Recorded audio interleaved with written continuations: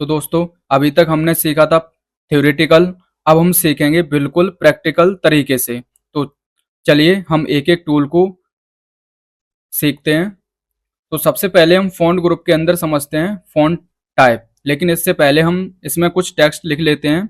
हम Rand command का use करके इसमें टेक्स्ट को लिख लेते हैं। इसे डमी टेक्स्ट बोलते हैं। ये वीडियो अगर आपने पिछली वीडियो देखी होगी तो उसमें आप समझ सकते हैं। अब हमने ये टेक्स्ट को लिख लिया है। अब हम शुरुआत करते हैं इन फ़ॉन्ट ग्रुप से। फ़ॉन्ट ग्रुप में सबसे पहले हम इनको सिलेक्ट कर लेते हैं। किसी भी टेक्स्ट को सिलेक्ट करते हैं तभी सारे टूल्स अप्लाई होते हैं। तो हमने इस टेक्स्ट को सिलेक्ट कर लिया है। अब हम सबसे पहला जो टूल है फ़ॉन्ट ग्रुप के अंदर, वो आता है फ़ॉन्ट फैमिली। फ़ॉन्ट फैमिली मैंने बता ही दिया था कि इसका काम होता है टेक्स्ट के स्टाइल को चेंज करना। तो यहाँ पर कई सारे फ़ॉन्ट दिए गए होते हैं, आपको जौन-सा भी अच्छा लगे आप उस पर क्लिक करके अप्लाई कर सकते हैं। तो यहाँ पर मैं पूरे पैराग्राफ को ही सिलेक्ट करके अप्लाई करूँगा इस पर। देखो इसमें कई सारे दिए गई हैं, जैसे हम ये वाली लेते हैं, इसका नाम है कूपर ब्लैक। इस पर अप्लाई किया, देखो इस वाले पैराग्राफ में और इस वाले पैराग्राफ में आप अंतर देख सकते हैं। तो अब हम समझते हैं अगला टूल जो है वो है फ़ॉन्ट साइज़। फ़ॉन्ट साइज़ मैंने बताया था कि फ़ॉन्ट का साइज़ बढ़ाने के लिए किया जाता है, यानी कि इनक्रीज़ के लिए किया जाता है। यहाँ से आप कर सकते हैं, कई सारे इसमें पैरामीटर पहले से फिक्स दिए गए हैं, आपको जौन-सा ठीक लगे ले सकते हैं। फिर इसमें आता है इंक्रीज़ फ़ॉन्ट या ग्रो फ़ॉन्ट। इसमें क्या होता है, इसमें भी एक लेवल तक आप बढ़ा सकते हैं, बस आपको क्लिक करते रहना है इस प्रकार से। या फिर आप यहाँ से बता ही दिया फ़ॉन्ट साइज़, एक ही काम करते हैं ये। यहाँ से क्या होता है, एक लेवल तक ये बड़ा करता है और ये दूसरा जो टूल है ये छोटा करता है, जिसे डिक्रीज़ फ़ॉन्ट साइज़ कहते हैं। इस पर आप क्लिक करोगे तो ये फ़ॉन्ट हमारा छोटा हो जाएगा, इस पर क्लिक करोगे तो बड़ा हो जाएगा। अब समझते हैं इसमें अगला टूल जो है वो होता है चेंज केस। चेंज केस में क्या होता है, आप इनका जो लेटर फॉर्मेट है उसको आप चेंज कर सकते हो। इसमें 5 होते हैं, मैंने बताया था पिछली वीडियो में। मैंने थ्योरेटिकल वाली वीडियो में आपको बताया था। तो यहाँ पर पहला है आपका सेंटेंस केस, ये डिफ़ॉल्ट होता है। फिर आता है इसमें लोअर केस में सारे लेटर आपके स्मॉल में आ जाते हैं, लोअर केस में आ जाते हैं। फिर इसमें आता है आपका अपर केस में क्या होता है, अपर केस में सारे लेटर आपके कैपिटल में आ जाते हैं। फिर इसमें कैपिटलाइज ईच वर्ड होता है, इसमें प्रत्येक वर्ड का फर्स्ट वाला लेटर आपका कैपिटल में हो जाता है। जैसे यहाँ से ही आप देख सकते हैं, जैसा यहाँ पर टूल्स का नाम लिखा है सेम वैसा ही काम भी करता है ये। अब समझते हैं टॉगल केस। टॉगल केस हम इस वाले पर पैराग्राफ पर काम करेंगे। टॉगल केस में इसका उल्टा हो जाता है, ये देखो फर्स्ट लेटर आपका स्मॉल और सारे कैपिटल में।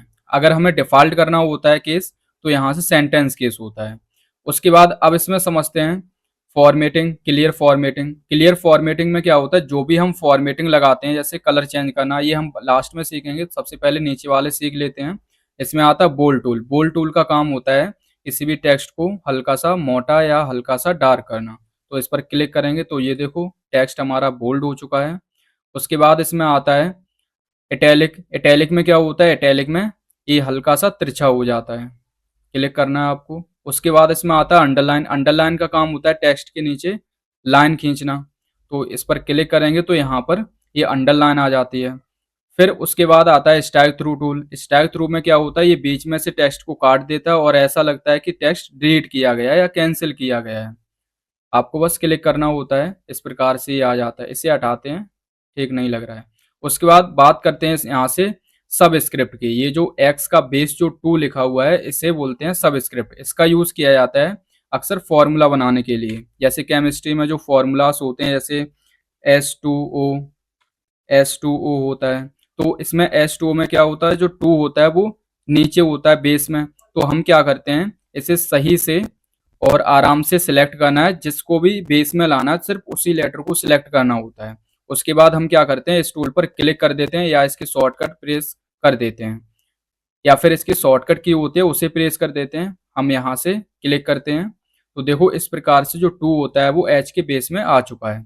फिर इसमें अगला ऑप्शन आता है, इसमें सुपर स्क्रिप्ट। सुपर स्क्रिप्ट का काम होता है किसी भी लेटर को सुपर स्क्रिप्ट का काम होता है किसी भी लेटर को ऊपर ले जाना पावर के रूप में। ये अक्सर वहाँ यूज़ किया जाता है जहाँ पर किसी भी चीज़ की पावर लगानी होती है। जैसे ये अक्सर मैथ के फॉर्मूला में ज़्यादा यूज़ होता है, जैसे ए स्क्वायर लिखा होता है प्लस बी स्क्वायर लिखा होता है। तो यहाँ पर जो 2 होता है ये सामने तो होता नहीं, ये किस में होता है, पावर के रूप में। तो इसके लिए हम 2 को सिलेक्ट करेंगे और यहाँ से क्लिक कर देंगे। ये देखो ये पावर के रूप में आ चुका है। अगर इसे भी करना है तो इसे सिलेक्ट करेंगे और इस पर सुपर स्क्रिप्ट टूल पर क्लिक कर देंगे। तो ये भी देखो आ चुका है। और उसके बाद अगला ऑप्शन जो आता है वो आता है हमारा टेक्स्ट इफेक्ट और टाइपोग्राफी। इसमें क्या होता है, ये भी आपके टेक्स्ट पर ही काम करता है। इसमें कई सारे चेंजेस दिए गए।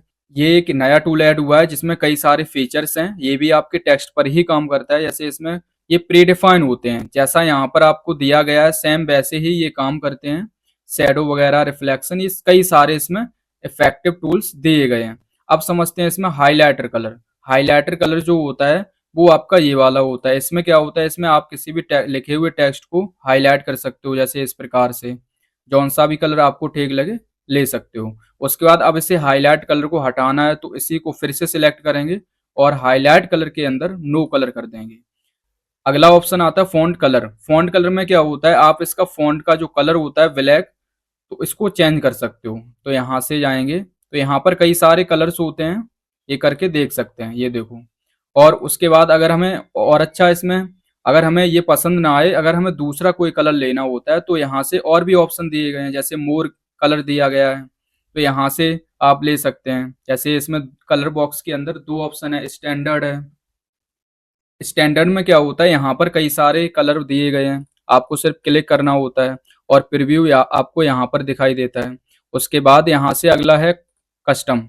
कस्टम में क्या होता है, कस्टम जहाँ भी शब्द मिलता है तो इसका मतलब एक ही होता है कि आप अपने हिसाब से चीज़ों को एडजस्ट कर सकते हो।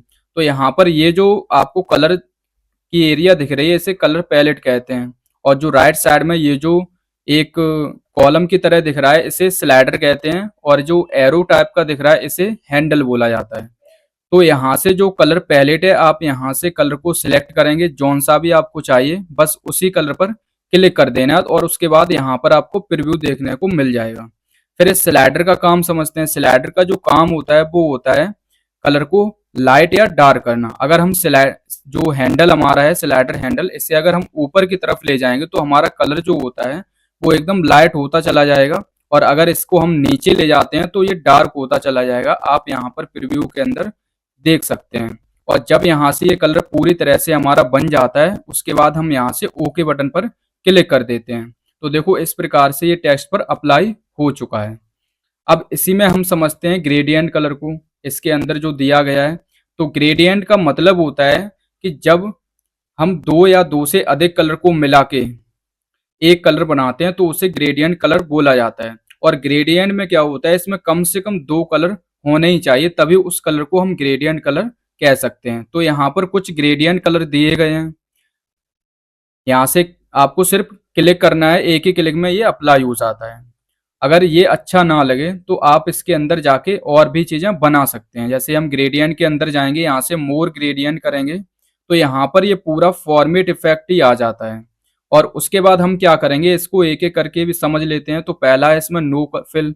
नो फिल में क्या होता है, अगर इसे सिलेक्ट करते हैं तो इसके अंदर कोई कलर नहीं आएगा, यानी कि एकदम व्हाइट हो जाएगा। उसके बाद इसमें आता है सॉलिड कलर। सॉलिड में क्या होता है, इसमें आप सिंगल कलर सिलेक्ट कर सकते हो। यहाँ से आप कर सकते हो, ये कलर के अंदर राइट साइड में जो दिया गया है इस यहाँ से आप चेंज कर सकते हो। उसके बाद इस कलर की अगर हमें ट्रांसपेरेंसी को कम ज़्यादा करना होता है तो ये वाला ऑप्शन होता है ट्रांसपेरेंसी। यहाँ से आप कलर की ट्रांसपेरेंसी को कम ज़्यादा कर सकते हैं। तो हम इसे डिफ़ॉल्ट ही रखते हैं 0 पर। उसके बाद समझते हैं इसमें ग्रेडियंट फिल वाला। ग्रेडियंट फिल में क्या होता है, इसमें पहला ऑप्शन दिया गया है प्रीसेट ग्रेडियंट। प्रीसेट ग्रेडियंट में क्या होता है, इसमें कुछ पहले से बने बनाए कलर्स होते हैं, बस आपको एक क्लिक करना है और अप्लाई हो जाएगा। देखो इस प्रकार से अप्लाई हो चुका है। फिर इसमें आता है आपका टाइप। टाइप के अंदर क्या होता है, इसमें कई सारे टाइप्स होते हैं, जैसे लीनियर होता है, रेडियल होता है। तो ये आपके टाइप होते हैं, ये करके देख लें तभी आपको ये अच्छे से समझ में आएगा। उसके बाद यहाँ से समझते हैं डायरेक्शन। डायरेक्शन में क्या होता है, आप कलर का एक एंगल दे सकते हो। तो यहाँ से कई सारे प्रीसेट बने हुए हैं एंगल वाले। अगर ये सही ना लगे तो आप यहाँ से एंगल उसका खुद भी दे सकते हो। तो यहाँ से हम एंगल को बढ़ाएंगे तो यहाँ पर चेंजेस देखने को मिल जाएंगे। अब इसमें समझते हैं ग्रेडियंट स्टॉप्स। दोस्तों ग्रेडियंट स्टॉप जो होते हैं वो बहुत ही महत्वपूर्ण होते हैं। इसमें यहीं से डिसाइड होता है कि ग्रेडियंट के अंदर कौन कौन से आपको कलर ऐड करने हैं, कौन से हटाने होते हैं। तो यहाँ पर ये स्टॉप होते हैं जो पेंसिल की तरह दिख रहे हैं। और यहाँ पर जो पहली बटन होती है, यहाँ पर ये होती है ऐड ग्रेडियंट स्टॉप। इसमें क्या होता है, आप इस स्टॉप को ऐड कर सकते हो, और दूसरी होती है स्टॉप को हटा सकते हो, यानी कि डिलीट रिमूव ग्रेडियंट स्टॉप वाला होता है। यहाँ से हम क्लिक करके किसी भी सिलेक्टेड स्टॉप को हटा सकते हैं। तो यहाँ से एक ऐड करते हैं, जैसे हमने ऐड किया और देखो यहाँ से ये ऐड होके आ चुका है। अब इन अगर हमें किसी भी स्टॉप का कलर चेंज करना होता है तो हम उसी स्टॉप को सिलेक्ट कर लेते हैं क्लिक करके। जैसे ये हमने सिलेक्ट किया पहला वाला, और यहाँ पर कलर आ रहा है तो कलर यहाँ से हम चेंज कर देंगे। जैसे हमने येलो दे दिया इसका, तो देखो यहाँ पर शुरुआत में वो लास्ट में ये येलो कलर का आ रहा है इस प्रकार से। अब इसमें समझते हैं पोजीशन। इस कलर की पोजीशन आप दे सकते हैं कि कहाँ रखनी है। देखो ये बढ़ता चला जा रहा है राइट से लेफ्ट की तरफ। उसके बाद ट्रांसपेरेंसी दे सकते हैं, ब्राइटनेस भी दे सकते हैं। तो इस प्रकार से हम ग्रेडियंट कलर को अप्लाई कर सकते हैं। तो दोस्तों, इस फॉन्ट ग्रुप के अंदर हमने सारे टूल्स को एक एक करके समझा, एक एक करके विद प्रैक्टिकल के साथ समझा। तो चलिए मिलते हैं अगली वीडियो में, जिसमें हम सीखेंगे पैराग्राफ ग्रुप के बारे में। उसमें कौन कौन से टूल्स होते हैं, क्या काम करते हैं, कहाँ यूज़ होते हैं। आज की वीडियो यहीं फिनिश करते हैं। धन्यवाद।